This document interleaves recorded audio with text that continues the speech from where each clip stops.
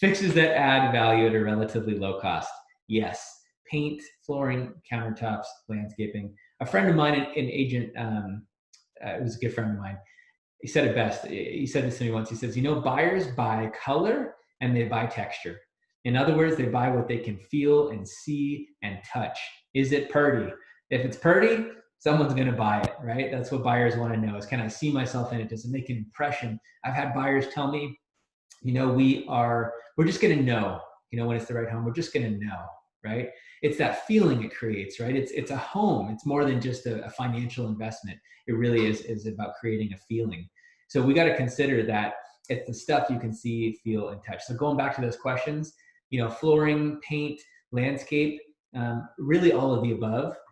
Unfortunately, the things that don't add value and are the most expensive are your major structural things. Your roof, new air conditioning unit, new furnace, new electrical panel, repipe.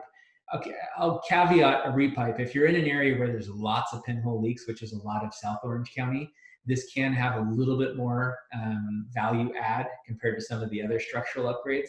And then solar. Now, why is that? Why is that these big expensive things don't have a big impact on the sales value of a home? I'll tell you why.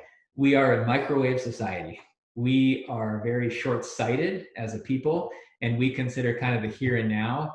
We don't think 10 years out. Most people don't think 10 years out. So in other words, if you have a roof that's got a brand new roof with a 40-year life, or you have a roof that's got maybe 7 years left, same deal. Buyer's not going to pay more or much more for the brand new roof, even if you spent $30,000 on it.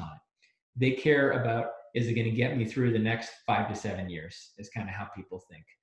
So that's really important. If you're thinking about doing a major structural upgrade, ask yourself the question, am I going to be here for 7 or more years? If you're going to be there for 2 or 3 or 4 years, you may want to just do the best you can to service it, keep it alive. And if it ain't broke, don't fix it. And I'm happy to address that in more detail if you guys have additional questions at the end.